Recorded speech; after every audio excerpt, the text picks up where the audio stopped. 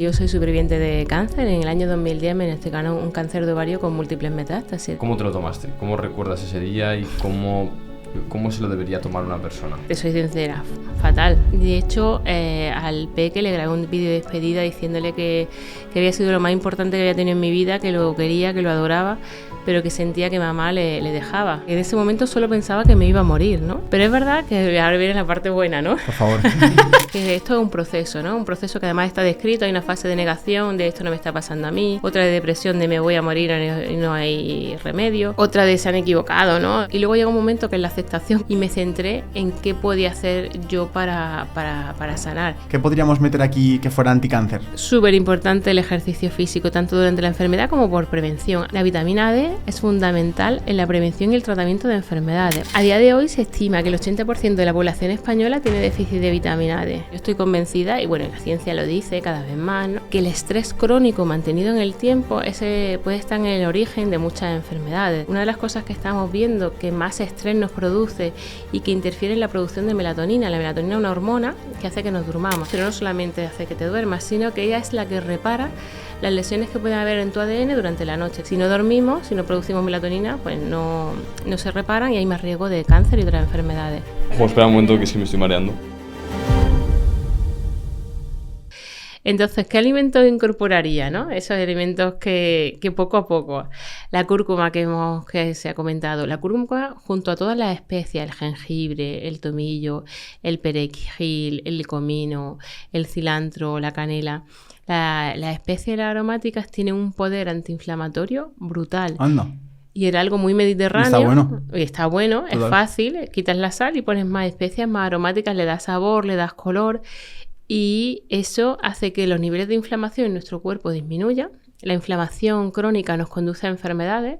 Entonces, el tener la costumbre de todos los días hacer como hacía Arguiñano, que le ponía perejil, ¿no? O nuestras abuelas que le echaban siempre, pues o le ponían comino a las lentejas, o le ponían esto que te iba a decir, pimienta un poco a las comidas, o al gazpacho que siempre se le ha puesto también su aromática y especias. Pues el poner aromática y especias en mi alimentación me puede ayudar en la prevención de enfermedades. Puede ser un gran paso, quitar el salero y comprar más aromática y especias. Eso está al alcance de todo. ¿Pero la sal es mala? No. Sí. Bueno, la sal en exceso, o sea, que yo le ponga un poco de sal a las comidas no hay problema. El problema es los salazones, ¿no? Cuando comemos alimentos muy salados, pues los snacks de bolsa que tienen mucha sal, o los salazones, los ahumados, el embutido tiene mucha sal. Ese exceso de sal sí puede ser perjudicial. En el caso del cáncer, pues se ha visto que hay más cáncer de estómago cuando consumo estos alimentos. Pero poner un poco de sal en las comidas no es el problema es volcarle el salero, ¿no? Que es lo que a veces nos pasa. Luego, el intentar introducir más vegetales en mi alimentación, fundamental, que no solo sea a lo mejor zanahoria y tomate, que es lo que mucha gente toma, sino que según la temporada, pues sería muy importante introducir las crucíferas, el brócoli, la coliflor, la col, el nabo, los rábanos. La cebolla y el ajo, que son la base de la cultura mediterránea, pero cada vez se consumen menos. Consumir, por ejemplo, un diente de ajo al día, frente a no consumir nunca ajo, podría reducir hasta un 10% el cáncer de próstata. Si subimos a 4 dientes de ajo al día, se ha visto que hasta un 50% de los tumores de próstata se podrían prevenir, ¿no? Entonces son pequeños gestos que yo voy incorporando en mi día a día. Claro, ahora a lo mejor hay gente que nos lee y empieza a comer 4 ajos crudos.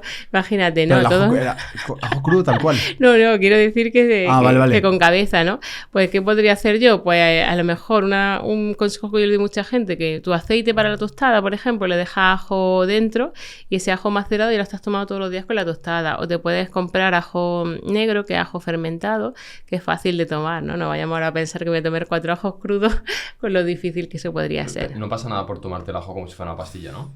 No, si te gusta está guay, pero vale. Claro, no todo el mundo a lo mejor le resulta el sabor o luego el olor que pueda tener claro. tu boca. Pero eso sería un buen hábito, incorporar cebolla y ajo todos los días. Como he dicho, crucífera. Luego las frutas, los frutos rojos, fresas, moras, cerezas, arándanos, deberían de ser parte de nuestro día a día. En general, todas las frutas bienvenidas, todos los vegetales son bienvenidos, salvo la patata. Es el único vegetal que se aconseja limitar un poco, ¿no? Y sin embargo, si os fijáis en la dieta de la mayoría de los niños, la única verdura que toman es patata y además patata frita, que sería lo peor que podríamos hacer, ¿no? Porque al final la patata es almidón, que cuando la frío en aceites de mala calidad, bueno, pues sería un alimento poco, digamos, poco recomendable. Entonces la patata se recomienda, pero en bajas dosis. ¿Me Sí. recomiendas, por ejemplo, que la fuente de hidratos venga del arroz, por ejemplo, o de otros lados? Sí, de hecho, en pirámide de la dieta mediterránea, el único vegetal que está en la parte de arriba de la pirámide es la patata, y sobre todo cuando es en forma de fritura, de patatas fritas. Es mejor comer vegetales que tengan más fibra, minerales, que vegetales tan almidonados como la patata. Y como fuente de hidratos, pues no sería la principal que debería de tomar. Mejor arroz integral, pasta integral o avena. Pero aquí ahora quien nos escuche dirá, y ahora no voy a poder comer patata con lo buena que está. Yo creo que hay pasos antes que llegar a quitar la patata, ¿no? Claro, hay pasos que podemos hacer. Hay una manera de hacer la patata más saludable y que podamos incorporar a nuestro día a día. Y que ya lo hacían nuestras abuelas y nosotros no lo sabíamos, porque desde que llegó McDonald's hay mucha patata frita, pero antes nuestras abuelas lo que hacían mucho, y sobre todo en verano, era la ensalada de patata, ¿no? La patata, la manera que no me produzca esa inflamación, ese pico de glucosa e insulina que antes comentábamos es, cuezo la patata, a ser posible con la piel, ¿no? Y después la dejo que se atempere y la guardo en la nevera 8 horas. La patata ya fría no va a producir ese pico de insulina, no va a producir esa inflamación, y además su almidón se va a convertir en almidón resistente. Es decir, cuando yo la tome se va a ralentizar la elevación de los niveles de glucosa en sangre y va a tener un efecto prebiótico para mi microbiota. Entonces la ensalada de patata tradicional que hacía nuestra abuela en verano sería una buena forma de consumir la patata. ¿La legumbre? La legumbre bien, la legumbre es fuente de hidrato, pero también tiene fibra, tiene proteína, y la legumbre podría ser un muy buen acompañamiento diario con nuestra fuente que hayamos elegido de proteína para ese día. Decían antes que la legumbre era la carne de los pobres, ¿no? Y es porque es una buena fuente de proteína. Pero también hablando de los antinutrientes que tiene la legumbre, ¿eso por qué? ¿Qué es eso? Bueno, los antinutrientes, eso es que nuestras abuelas no sabían que existía la palabra antinutriente, y ¿sabes qué hacían ellas? Pues las remojaban, ¿verdad? Eso de remojar los garbanzos, las lentejas, las alubias, hace que esos antinutrientes se eliminen, sobre todo la saponina, el ácido fítico, lo elimina al remojarla 8 horas, y además ellas les ponían luego comino, que hace que la legumbre además se digiera mucho mejor, y con eso estás digiriendo mejor las legumbres. De todos modos, si no las remojas no pasa nada. Eso de los antinutrientes, que es como un pequeño bulo que hay ahí, lo que hace cuando las remojas es que sean más digeribles, que luego no se produzca problemas de gases, fermentación, que a veces tú te comes tus alubias, que son muy saludables, pero luego por la parte de atrás aparecen esos gases. Pues nuestras abuelas quitaban esos antinutrientes remojándolos. Ellas nadie les tuvo que decir eso, solo veían que cuando las remojaban nos sentaban mejor. Ah, qué bueno. ¿Y la parte de carnes? ¿Qué carnes recomendarías? ¿Carne roja? Porque es un tema también muy difícil de entender. Vale, a día de hoy, con lo que nos dice la ciencia, ¿vale? Nuestra dieta tendría que ser predominantemente vegetal. No tenemos que ser vegetarianos, pero sí que tendríamos que priorizar el vegetal. Y si vamos a comer carne, priorizar que sea huevo. La mejor fuente al final de proteína animal sería el huevo. Es la más parecida a la leche materna, que sería como la proteína ideal. Entonces priorizaría huevo, claro que no sea frito, huevo cocido, revuelto, poché, como nos guste. Pescado azul pequeño, boquerón, sardina, jurel, caballa, pero que no sea frito, ¿no? El espeto malagueño no sería la mejor opción para consumirlo. La mejor opción sería como hacían nuestras abuelas, los boquerones en vinagre, por ejemplo, ¿no? Claro. Pescado azul crudo con su ajo, aceite y el perejil. Has visto que las abuelas eran la caña. Claro, sabían más de lo que pensaban ellas, ¿eh? Claro, ahora nosotros estamos aquí con los estudios de PubMed que dice que el boquerón crudo, no sé qué, las abuelas ya lo sabían todo. Y después tendríamos la carne, dentro de la carne, dar prioridad a la carne blanca, al pavo, al pollo, al conejo. La carne roja, limitarla, dice la Fundación Dieta Mediterránea, 2 veces a la semana, que sería el cerdo, la ternera, e intentar limitar todo lo que podamos, lo que serían las carnes procesadas, ¿no? Los nuggets, la salchicha, el embutido, el bacon, el tocino, esas cosas que solamente para de vez en cuando. Entonces ese sería un poco el orden de priorización de la proteína, que sí que es súper importante que todas nuestras comidas vayan acompañadas de proteína y grasa de calidad. Si yo solamente como macarrones con tomate, por ejemplo, me va a producir un pico de insulina, eso induce al final la inflamación y en menos enfermedades. Siempre la grasa y la proteína tienen que estar presentes en mi plato. Meter, por ejemplo, macarrones. ¿Hay alguna combinación para poder comer macarrones si a ti te gustan mucho? Porque sé que están como el gluten, ¿no? El enemigo de ahora de los alimentos, pero ¿en qué contextos podría tener sentido comer pasta? Bueno, podemos comer pasta, no hay problema. O sea, al final, para que un hábito se mantenga en el tiempo no puede ser muy restrictivo, porque si no, al final no lo hago. Entonces, si voy a comer pasta, lo primero es que fuese integral, ¿no? Que es lo más importante. O sea, al final esa fibra me va a hacer que se absorban más lentamente los hidratos. Entonces, si voy a comer macarrones, si puedo, macarrones integrales. Ya como ideal, cuezo esos macarrones como hacíamos con la patata. Los cuezo, los atempero, luego los guardo en la nevera y después ya los podría calentar un poco junto a lo que haya elegido con esa salsa, con ese macarrón, ¿no? Es decir, que todos los hidratos, si yo los enfrío, hago el almidón resistente y serían más saludables. Pero eso tengo que tener tiempo. Si no tengo tiempo, nada, cuezo la pasta y luego la acompaño siempre de grasa y proteína.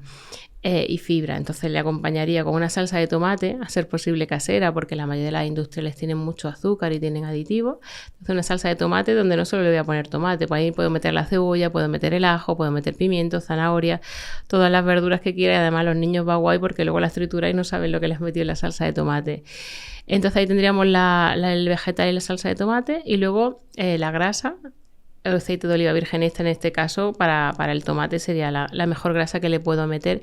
Y luego como proteína pues le podría poner boloñesa, mejor de pollo que de ternera, pero podría elegir las dos. Le podría poner, si soy vegetariano, tofu. La mejor fuente para vegetarianos de proteína es el tofu y las semillas de cáñamo. O le podría poner, si me gusta, melva, algo de pescado, ¿no? O le puedo poner también huevo. Pero que siempre haya grasa, proteína e hidratos en mi plato para que sea equilibrado y no haya esos picos de insulina. Vamos a entrar en esa parte porque lo has nombrado varias veces y yo creo que no sé si todos entienden lo que es un pico de insulina y cómo se produce. ¿Cómo se lo explicarías a una persona que está escuchando insulina y está pensando, pues insulina tiene mi abuela, yo no tengo insulina? Venga, sí, que es verdad que no hemos explicado esto. Cuando yo como un alimento, la mayoría de los alimentos tienen 3 macronutrientes, ¿no? En diferentes proporciones. Hidratos, tienen grasa y tienen proteína. Cuando yo como un alimento que principalmente tiene hidratos, como puede ser pues agua con azúcar, que prácticamente solamente lo que tengo ahí son hidratos, mi cuerpo reacciona. O sea, cuando lo tomo se absorbe súper rápido a nivel intestinal y produce una elevación de los niveles de azúcar en sangre, lo que se llama una hiperglucemia, ¿no? Yo tomo agua con azúcar, rápidamente se absorbe y tengo una subida de azúcar en sangre. El cuerpo sabe que eso es súper negativo, que si eso se mantiene en el tiempo, mi vida estaría en riesgo. Entonces lo que hace el cerebro, le dice al páncreas que produzca insulina, que es una hormona que va a hacer que bajen los niveles de azúcar en sangre para que mi vida no esté en peligro. Cuando como alimentos que tienen grasa y proteína, ese pico es mucho menor. Si yo tomo, por ejemplo, colágeno, que básicamente es proteína, no va a haber pico. Si tomo una cucharada de aceite de oliva, que es grasa, no va a haber ese pico porque la grasa y la proteína se absorben muy lentamente y no hacen que el páncreas tenga que trabajar extra. Pero que un alimento sea solo grasa, proteína o hidrato es difícil, salvo que hemos dicho pues aceite de oliva, colágeno o agua con azúcar. La mayoría de los alimentos tienen los 3 macronutrientes en diferentes proporciones, ¿vale? Entonces, cuando yo tomo un alimento que sobre todo tiene hidratos de carbono, se llaman alimentos de alta carga glucémica. ¿Qué significa esto? Y cuando los tomo, producen una elevación de los niveles de azúcar en sangre y entonces fuerzan al páncreas a producir insulina para bajar esos niveles de azúcar en sangre. Que ese exceso de azúcar, la insulina no lo elimina mágicamente, sino lo que hace es abrir, digamos, la puerta de las células y guardar ese exceso de azúcar. Primero la guarda en el hígado, si el hígado está lleno la guarda en el músculo y dependiendo de cómo de fuerte o no estemos, la guarda en un tercer reservorio, que es la grasa. Ahí cabe lo que quieras, ¿no? O sea, todo el azúcar que ha sobrado la mete en la grasa y así engordamos y engordamos y engordamos. ¿Cuál es el problema? Que la insulina es una hormona inflamatoria y hemos dicho que más inflamación, más riesgo de enfermedad. Es una hormona que produce obesidad, como hemos dicho, porque lo que hace es que guarda el exceso de azúcar en la grasa, entonces conduce a obesidad. La grasa es inflamatoria, cuanto más obesidad tenga yo, más inflamación, a más inflamación, más cáncer, ¿no? Y además, junto a la insulina, cuando el páncreas produce insulina, se produce otra hormona que se llama factor de crecimiento similar a insulina, que es aún más inflamatoria, tiene un poder inflamatorio mucho más potente. Entonces, ¿qué me interesa a mí? mí que no se produzcan esos picos, ¿no? Cuanto menos picos haya, menos riesgo de resistencia a la insulina, diabetes, como podemos imaginar, pero también menos riesgo de cáncer, enfermedades cardiovasculares, etcétera. Entonces, ¿cómo hago yo eso? Pues por eso insistía en que siempre hay que comer los hidratos con grasa y proteína. Si el hidrato es integral, va a producir menos picos. Si yo le pongo grasa, ya sea pues aguacate, aceituna, frutos secos, yogur griego, va a haber menos picos de insulina. Si además ese hidrato lo acompaño de proteína de calidad, huevo, pescado, carne, como estábamos diciendo, menos pico. Por eso lo importante es que mi plato sea completo. Que no sean solo macarrones con tomate, sino que el macarrón vaya acompañado. Por eso decía que no hay que ser tan restrictivo, sino saber combinar mi plato. Incluso si un día me apetece comer un dulce, me quiero comer un croissant, me quiero comer un helado, que al final puede ser una fuente de hidrato, ¿qué haría? Pues si primero me como un puñadito de frutos secos, que es grasa, voy a hacer que no haya tanto pico de insulina si después me como el croissant. Entonces, al final es la fórmula para ser más flexible, ¿no? Y no ser tan restrictivo. O sea, ¿El orden en el que te comes las cosas del plato también influye? Claro. Si yo empiezo mi plato con fibra y grasa, proteína y después el hidrato y por último algo de azúcar, ese sería lo ideal, ¿no? La fibra. Fibra. O sea, es decir, comer fruta lo primero, por ejemplo. No, más fibra sin hidratos, porque al final la fruta es azúcar. Claro, o sea, fibra, pues que hubiera, imagínate, una zanahoria, vale, apio, algo de ensalada, ¿no? Algo verde. La fibra sería como una malla que se pega en la tubería, que sería el intestino. Esa malla hace que todo lo que yo tome después se absorba más lentamente. Oh, si yo empiezo por el final, por el azúcar, eso pasa como líquido claro, ¿no? Imagínate, es Coca-Cola, es agua que pasa por la tubería, me la tomo rápidamente, me tomo una Coca-Cola, rápidamente produzco pico, insulina y toda la cascada inflamatoria que después viene. Entonces empiezo con la fibra, que sería como la malla. Después yo tomase algo de grasa y proteína, que sería, nos lo imaginamos como una masa viscosa que se pega ahí en la fibra y que se absorbe esa grasa, va cayendo muy lentamente. Pues lo que te he dicho, aguacate, aceite, frutos secos, proteína como el huevo, la carne, y después tomas el almidón, pasta, arroz, por ejemplo, ¿no? Y por último, si ese día me apetece, me tomo una Coca-Cola o me tomo una pieza de fruta, que al final es fuente de azúcar. Si yo tomo en ese orden, tengo ya puesta la malla, tengo la masa puesta y después viene el almidón, que sería como un líquido viscoso, y por último me he tomado la Coca-Cola, que aunque sea de líquido claro, tiene que atravesar todo ese mazacote que le he puesto delante. No va a haber ese pico. Entonces, el orden de los alimentos también se ha visto que es fundamental para evitar esos picos y que en diabéticos podría ayudarle a reducir la medicación que tienen que tomar. Yo podría reducir el uso de antidiabéticos orales si siguiese ese orden, según nos dicen los estudios. Y esto que ahora es tan innovador de los alimentos también lo hacían nuestras abuelas, porque en la dieta mediterránea tradicional, ¿cómo se ha empezado? La ensalada siempre. La ensalada o el gazpacho. ¿Qué debe de tener esa ensalada para que sea perfecta? Bueno, Aceitunas, debería de tener, ¿no? aceituna, tendríamos esa grasa saludable, estaría regada con aceite de oliva y le pondría vegetales, iría cambiando, no siempre de lechuga, por ejemplo, ¿no? Si le puedo poner canónicos, le puedo poner rúcula, le puedo poner endivia. Si además le hemos puesto aceituna o le hemos puesto frutos secos, también tenemos ahí grasa. Luego le puedo poner tomate, zanahoria, remolacha, rábano. Estaría guay que le pusiese fermentados, porque si yo pongo pues pepinillos en vinagre, algún encurtido que no tenga aditivos, encurtidos naturales, también voy a favorecer la microbiota. Súper importante también yo cuidar mi microbiota para que se absorban bien los alimentos, ¿no? Y no se absorban los tóxicos con los que me pongo en contacto. Microbiota, para que la gente lo entienda, que acaba de aparecer aquí. Ya, vale, esta tía me está hablando. ¿Qué es la microbiota? Son los millones de bacterias sobre todo, pero también levadura o hongos que nosotros tenemos en nuestro intestino. O sea, nosotros ¿no? tenemos bacterias y hongos dentro del cuerpo que encima son buenos. Ah, cascoporro. Bueno, tenemos buenos y malos. Wow. Nos interesa que los que predominen sean los buenos, que los bichitos que yo tenga en mi intestino sean buenos, en el sentido de que me ayuden a absorber los nutrientes, ¿no? Que lo que yo coma realmente pase a mis células. Me ayudan a que los tóxicos que yo me pueda exponer a través de la comida, ya sea por aditivos, por mi forma de cocinar, ¿no? Aceites refritos o aditivos como el glutamato, por ejemplo, que es un saborizante, pues si la microbiota, los bichitos que están ahí predominan los buenos, como los lactobacillus o la bifidobacteria, eso impiden que se absorban esos tóxicos, ¿no? Sin embargo, si mi dieta es pobre en fibra, sobre todo fibra, ¿no? Que no tomo vegetales, no tomo legumbres, no tomo fruta y tomo muchos procesados, mucha carne, van a predominar bacterias de mala calidad, digamos malas, las que van en nuestra contra, que impiden que se absorban las vitaminas, que se absorban los minerales y que favorecen el paso al torrente sanguíneo de sustancias tóxicas.